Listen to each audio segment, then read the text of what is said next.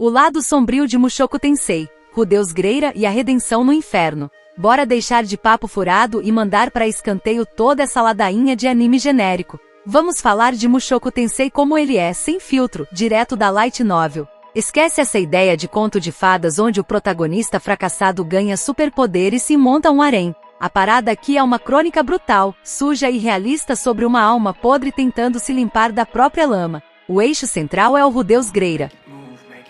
E olha, na vida passada, esse cara não era só um hikikomori qualquer. Ele era o fundo do poço da humanidade. Um marmanjo de 34 anos que passou 2 décadas trancado num quarto imundo, vivendo no meio do lixo e de garrafa de mijo. A LN detalha o porquê dessa degradação. Na escola, o moleque sofreu um bullying de dar ânsia. Os caras tiravam a roupa dele, amarravam no cercado e filmavam tudo. Aquele inferno destruiu a mente dele. Ele se isolou, passou a odiar a raça humana e virou um bicho acuado. Quando os pais morreram, o infeliz nem se deu ao trabalho de levantar do sofá para ir ao funeral, porque estava ocupado se masturbando vendo foto de menor. Os irmãos, com sangue nos olhos por causa de tanta frieza, deram um corretivo nele e o expulsaram de casa sem um puto no bolso. E lá vai o lixo humano, chorando as pitangas na chuva, até que o caminhão passa o trator. Num lampejo de humanidade, ele empurra uns moleques e vira purê no asfalto. Só que em vez de ir pro inferno, a consciência dele desperta no mundo novo. E se você quer saber como esse desequilibrado, preso num corpo de bebê, começou a ralar para conquistar essa segunda chance, fica até o final. Esse mergulho no lore da light novel vai te deixar de queixo caído. Vamos destroçar a história do Rudeus desde o início. O pesadelo de um adulto num corpo de bebê. Os primeiros meses de reencarnação foram um pesadelo existencial. A LN joga na cara o contraste bizarro. Dentro de um bebê fofinho, tem a mente de um adulto cínico, tarado e totalmente quebrado, que lembra de cada humilhação que sofreu. O cara sente uma impotência ferrada. Você não vira pro lado, não firma o pescoço, vive cagado e depende de estranhos pra tudo. Qualquer um surtaria de vergonha, mas o problema do Rudeus era a mente doentia. Enquanto a mãe Zenith amamentava, o pirralho lá dentro tava babando e achando que era um show particular. Só que por trás desses pensamentos nojentos, tinha um pavor gelado. O Rudeus olhava pro Paul e pra Zenith e saca que o mundo velho já era. Mas os traumas, a fobia social e as crises de pânico vieram na mala pro novo corpo. Ele morria de medo de descobrirem a escória que ele era e começarem a pisar nele de novo. A magia como salvação. Mas o Rudeus não era bobo. Ele sacou que se continuasse agindo como um vegetal, a segunda chance ia acabar pior que a primeira. A salvação foi a magia. Enquanto as outras crianças estavam aprendendo a balbuciar, esse pirralho estava se arrastando até o escritório do pai, roubando os livros pesados de feitiçaria e devorando tudo. E aqui o jogo vira. Ele descobre que a magia não é ficar gritando conjuro estúpido que nem um doido. O sistema de magia ali é sobre controlar o mana primordial usando a física e a imaginação. O cara começou a treinar a nível molecular. Ele visualizava as moléculas de água no ar, condensando, a energia térmica comprimindo aquilo até virar gelo, e a força cinética disparando o projétil. Na LN fica claro, os canais de mana do corpo humano só se desenvolvem na infância, enquanto o organismo tá crescendo. Ele estava esculpindo o próprio destino na Mahan. O que você achou dessa adaptação? Quer que eu siga o mesmo ritmo para o próximo bloco da história? Aqui está a continuação, mantendo o tom cru, direto e visceral, como se fosse o roteiro de um vídeo denso sobre a obra, o treino insano e a chegada da Roxy. Como Rudeus vivia no limite, forçando o próprio corpo a ponto de desmaiar e ficar sem ar, a reserva de mana dele explodiu, aos 5 anos. Esse moleque já tinha tanto poder que deixava qualquer mago de alto nível no chinelo. Ele aprendeu a lançar feitiços sem nem abrir a boca, criando desastres naturais só com o poder do pensamento. Só que toda essa marrã era uma fachada. Por dentro daquele gênio mirim, ainda tremia o mesmo gordo covarde de sempre, cagado de medo de cruzar a porta da própria casa. Foi aí que o Paul e a Zenith, vendo que o filho estava fazendo umas paradas nível Deus, decidiram contratar uma mestra. E eis que surge a Roxy Migurdia, uma demonesa de cabelo azul que na light novel passa longe de ser a loli fofinha do anime. Ela era uma maga experiente, calejada pela vida, que sacou de primeira que tinha algo podre naquela criança. O período de ensino foi um jogo psicológico pesado. O Rudeus, com a mente de marmanjo tarado, ficava babando e roubando calcinha da Roxy, tratando a mestre como brinquedo para os seus delírios mentais. Mas a Roxy, sem nem saber, atingiu o ponto fraco dele: a arrogância. Toda vez que o Rudeus se achava o pica das galáxias, a Roxy vinha e dava uma aula de experiência real de combate, fazendo esse pirralho metido a besta calar a boca e estudar de verdade o trauma e a quebra da corrente. Mas a batalha mais tensa não foi com fogo ou gelo. O Rudeus era um inválido mental, prisioneiro do próprio quintal. A cerca de casa era o limite do terror. Na cabeça dele, a memória da vida passada gritava: se sair, vão te zoar, te espancar e te humilhar de novo. Quando o Paul tentava levar ele para a cidade, o cara tinha ataque de pânico, o ar sumia, o coração disparava. Até que chegou o dia do exame final. A Roxy, acreditando no potencial do aluno, decidiu que eles tinham que sair dali. Na LN, a cena é de arrepiar. A Roxy pega ele pela mão, quase arrastando, e coloca ele no cavalo. O Rudeus sentia que a pele estava sendo arrancada. O medo era um soco no estômago.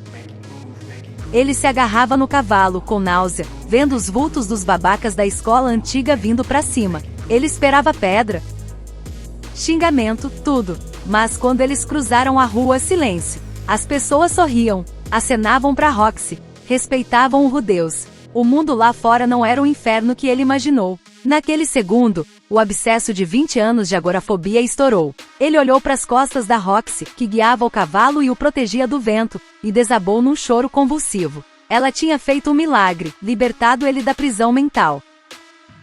Naquele momento, a Roxy virou a deusa absoluta do Rudeus, e ele jurou nunca mais ser aquele rato de esgoto. O batismo de sangue em Roa.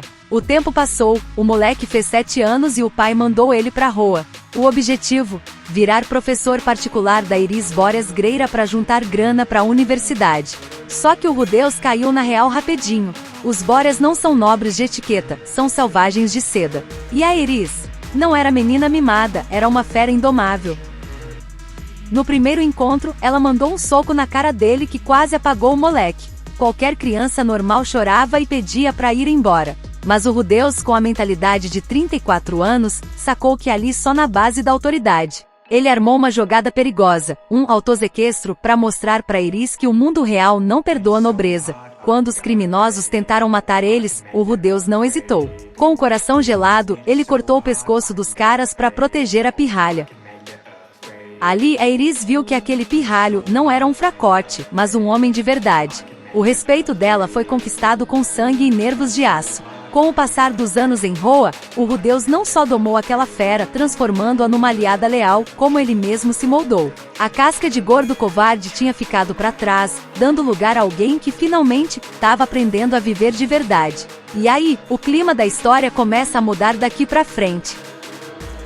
Quer que a gente continue analisando esse processo de transformação dele em Roa ou prefere focar em algum ponto específico desse amadurecimento? Aqui está a continuação e o encerramento, adaptados com toda a energia, gírias e a intensidade do português brasileiro, mantendo aquele espírito de análise de peso que domina o YouTube Brasil, o cataclismo e a queda no inferno. Bem quando Rudeus achou que estava com a vida ganha, o universo veio e deu um tapa na cara dele para mostrar quem manda. Aos 12 anos, o céu de Roa se abriu com a catástrofe da teletransportação. Um clarão carmesim de mana mandou geral pro beleléu. O Rudeus não acordou numa cama macia, não. Ele abriu os olhos no meio do continente demoníaco, o lugar mais perigoso desse mundo. Ali não tem lei, não tem misericórdia, e cada monstro que aparece tá querendo jantar o que sobrou de você. Na LN, esse é o ponto sem volta. Qualquer outro moleque de 12 anos teria surtado, virado bicho, morrido de fome ou medo em 24 horas. Mas o Rudeus tinha um trunfo, o passado podre dele. Ele já tinha vivido o fundo do poço, já tinha perdido tudo, então ele não tinha mais nada a perder. O cara simplesmente ajustou o foco, fechou o bico e foi sobreviver. Ele aprendeu a lutar na raça, comendo o pão que o diabo amassou. A magia dele deixou de ser truquezinho de circo e virou ferramenta de extermínio. Agulhas de pedra que perfuravam crânios antes do inimigo saber o que rolou. Foi lá que ele ganhou o olho mágico da previsão da Quixerica. E detalhe, não foi um presente de Deus. Era uma dor de cabeça que parecia que o cérebro ia explodir, mas ele aguentou porque sabia que o preço da fraqueza ali era a morte. a prova de fogo da humanidade. O continente demoníaco não é lugar para quem vive de moralismo. O Rudeus teve que se sujar. Entrou pra guilda de aventureiros, lidou com máfia, contrabandista e traficante de gente. Teve hora que ele precisou ser cínico, mentir e até deixar grupo rival se ferrar para salvar o próprio couro. Teve um momento numa dungeon que a conta era simples, ou ele era egoísta e sobrevivia, ou tentava ser o herói e morria todo mundo. Ele escolheu a sobrevivência. Foi aí que o hikikomori que ele foi um dia bateu de frente com o líder que ele estava se tornando. Ele passou 3 anos naquele inferno, transformando-se de um moleque prodígio num predador frio. Mas por baixo de toda a carcaça de casca grossa, ele segurava a promessa que fez para si mesmo: voltar para casa custe o que custar. A traição e a ascensão do Mago do Pântano. Só que quando ele finalmente volta para casa, esperando reencontrar a vida que deixou, ele dá de cara com o vazio. Roa foi pro espaço, e quem ele protegia, sumiu. O cara quebrou. Depressão pesada, semanas encarando a parede, sentindo de novo aquele lixo de pessoa que se isolou por 20 anos. Mas aqui tá a diferença. O novo Rudeus não aceitou ficar no esgoto. Ele levantou, botou uma máscara de gelo e foi pro norte. Virou o Mago do Pântano, um mercenário brabo que aceitava contrato suicida só pra não ter que encarar os próprios demônios. Depois, na academia de magia em Sharia, ele virou o dono da porra toda sem nem fazer esforço, colocando o príncipe metido a besta no lugar dele. Ele provou pro mundo inteiro que caráter de homem não nasce pronto, ele é forjado no sofrimento. O legado de um verdadeiro homem. Olhando pro final da vida do Rudeus na Light Novel, a gente vê o maior hino às segundas chances que existe. Ele errou, foi um bosta em muitos momentos, mas nunca mais desistiu. Construiu família, criou filhos, salvou o mundo e morreu de velho, rodeado de quem amava. Quando a alma dele subiu, ele foi embora com a cabeça erguida, sabendo que dessa vez ele viveu de verdade. É por isso que a gente aqui no Brasil curte tanto. A gente se identifica com essa parada de ser humano, falhar, cair, mas ter a audácia de levantar e ir pra cima dos problemas como um verdadeiro macho. Se você quer ver mais análise de peso sobre personagens que rompem o sistema, tipo em solo leveling ou tensura, dá um pulo na nossa playlist na página principal do canal. Tem conteúdo de sobra para quem quer ver história de verdade. E agora, manda real pra gente. Depois de tudo que o Rudeus passou, ele merece o respeito de todo mundo ou o passado dele ainda pesa demais pra você? O seu comentário é o combustível que faz esse canal explodir, então desce o dedo no like, se inscreve, ativa o sininho e deixa a tua opinião mais sincera aí embaixo. Valeu por acompanhar, corram atrás das suas segundas chances e se cuidem. A gente se vê no próximo vídeo, que vai vir ainda mais pesado. É nóis, banda!